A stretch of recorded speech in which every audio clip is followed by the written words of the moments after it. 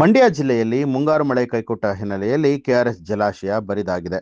ಬೆಳೆಗೆ ನೀರಿಲ್ಲದೆ ರೈತರು ಕಂಗಾಲಾಗಿದ್ದಾರೆ. ಬೆಳೆದ ಬೆಳೆಗೆ ನೀರಿಲ್ಲದೆ ಅನ್ನದಾತ ಸಂಕಷ್ಟದಲ್ಲಿದ್ದು, ಮಳೆ ಇಲ್ಲದೆ ಅತ್ತ ಡ್ಯಾಂನಿಂದ ನಾಲೆಗೆ ನೀರು ಹರಿಯದೆ ರೈತರು ಬೆಳೆದಂತಹ ಕಬ್ಬು ಬೆಳೆ ಒಣಗಿ ಹೋಗ್ತಾ ಇದೆ.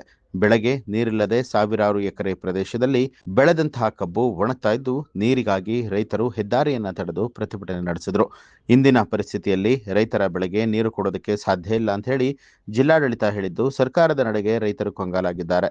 ಬೆಳೆ ಪರಿಹಾರಕ್ಕಾಗಿ ರೈತರು ಮನವಿಯನ್ನ ಮಾಡಿದ್ದು, ಪರಿಹಾರ ಕೊಡದೇ ಇದ್ರೆ ಮತ್ತೆ ಜಿಲ್ಲೆಯಲ್ಲಿ ರೈತರ ಸರಣಿ ಆತ್ಮಹತ್ಯೆ ಹೆಚ್ಚಳ ಆಗುತ್ತೆ ಅಂತ ಹೇಳಿ ರೈತರು ಎಚ್ಚರಿಕೆ ಕೊಟ್ಟಿದ್ದಾರೆ. ಸರ್, ಈಗ ಈ ಕಬ್ಬು ನೋಡಿ ಸರ್, ಇದು ಸುಮಾರು 8 ತಿಂಗಳು ಕಬ್ಬು ಸರ್. ಇದು ನಾವೀಗ 1 ಎಕರೆಗೆ 1 ಲಕ್ಷ ಖರ್ಚು ಮಾಡಿ ಒಂದು ಗೊಬ್ಬರ ಮುಟ್ಟೆ ಇವತ್ತು 2,000 ರೂಪಾಯಿ ಆಗುತ್ತೆ. ಲೇಬರ್ ಇವತ್ತು 4 ಅವರ್ಸ್ಗೆಲ್ಲ ಒಂದು 500 ರೂಪಾಯಿ ಕೂಲಿ ಕೊಟ್ಟು ಎಲ್ಲ ಕೆಲಸ ಮಾಡಿಸಿ ಇವತ್ತು ಈ ಮಟ್ಟ ಕಬ್ಬು ತಂದಿದ್ದೀವಿ.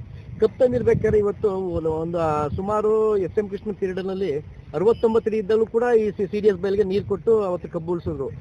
SM ಕೃಷ್ಣ ಅವರ ಶಿಷ್ಯ ಅಂತ ಹೇಳ್ಕೊಂಡ್ ಬಂದಂತ ಈ DK ಶಿವಕುಮಾರ್ ಇವತ್ತು ಮಂಡ್ಯ ಜಿಲ್ಲೆ ಬಂದು SM ಕೃಷ್ಣ ಮುಖ್ಯಮಂತ್ರಿ ಮಾಡಿದಿರಿ, ಕುಮಾರಸ್ವಾಮಿ ಮುಖ್ಯಮಂತ್ರಿ ಮಾಡಿದಿರಿ, ನನ್ನೂ ಮುಖ್ಯಮಂತ್ರಿ ಮಾಡಿ ಅಂತ ಮಂಡ್ಯ ಜಿಲ್ಲೆ ಪ್ರಬಲ ಸಮುದಾಯನ ಕೇಳಿದ್ರು. ಆಗ ಮಂಡ್ಯ ಜಿಲ್ಲೆಯವರು ಅದನ್ನ ಅಕ್ಸೆಪ್ಟ್ ಮಾಡ್ಕೊಂಡು ಇವತ್ತು ಎಲ್ಲ ಓಟ್ ಕೊಟ್ಟು ಮಂಡ್ಯ ಜಿಲ್ಲೆಯಲ್ಲಿ 6 ಜನನ್ನ ಗೆಲ್ಸ್ ಕಳ್ಸಿಕೊಟ್ರು.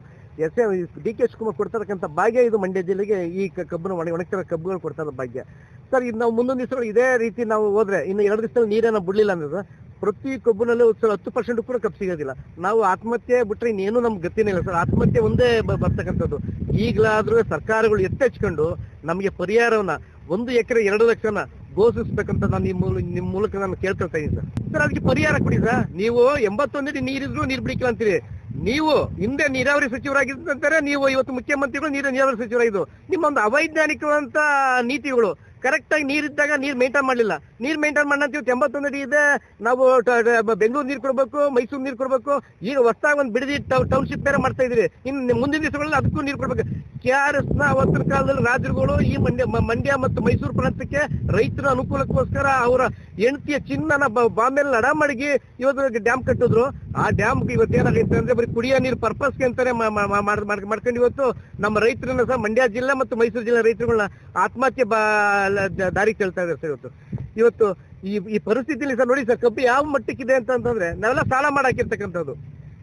ಸಾಲ ಮಾಡಾಕಿ ಖಾಸಗಿ ಸಾಲ ಆಗ್ಬೋದು. ರೈತ ಆತ್ಮಹತ್ಯೆ ಮಾಡ್ಕೊಂಡ್ರೆ ಖಾಸಗಿ ಸಾಲನೇ ಮೇನ್ ಕಾರಣ ಆಗುತ್ತೆ.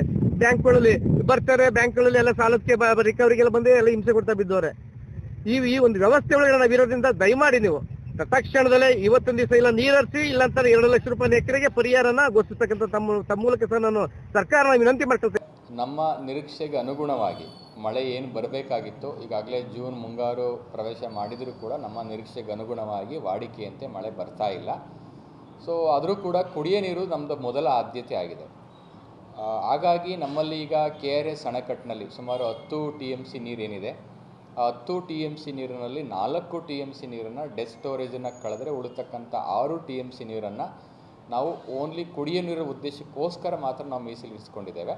ಹಾಗಾಗಿ ಪ್ರತಿ ತಿಂಗಳು ನಮಗೆ 2 TMC ನೀರು ಬೇಕಾಗುತ್ತೆ. ಮಂಡ್ಯ, ಬೆಂಗಳೂರು ದಕ್ಷಿಣ, ಬೆಂಗಳೂರು ನಗರ ಈ 3 ಜಿಲ್ಲೆಗಳಿಗೆ ಸೇರಿದಂತೆ ನಮಗೆ ಪ್ರತಿ ತಿಂಗಳ 2 TMC ನೀರು ಬೇಕಾಗುತ್ತೆ. ಹಾಗಾಗಿ ಮುಂದಿನ ಆಗಸ್ಟ್ ತಿಂಗಳವರೆಗೂ ಕೂಡ ನಾವು ಅದನ್ನು ಯೋಜನೆ ರೂಪಿಸ್ಕೊಂಡಿದ್ದೇವೆ.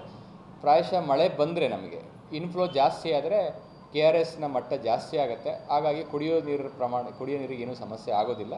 ಬಟ್ ಕುಡಿಯೋ ನೀರಿಗೆ ಯಾವುದೇ ತೊಂದರೆ ಆಗಬಾರ್ದು ಅಂತ ಎಲ್ಲ ಒಂದು ಪೂರ್ವ ಸಿದ್ಧತೆಗಳನ್ನು, ಮುಂಜಾಗ್ರತಾ ಕ್ರಮಗಳನ್ನು ಕೂಡ ನಾವು ತೆಗೆದುಕೊಂಡಿದ್ದೇವೆ. ಕೃಷಿಗೆ ನೀರು ಕೊಡಲಿಕ್ಕೆ ಇದರಲ್ಲಿ ಬರೋಲ್ಲ, ಬೇಸಿಗೆ ಬೆಳೆಯಲ್ಲಿ ಬರೋದಿಲ್ಲ.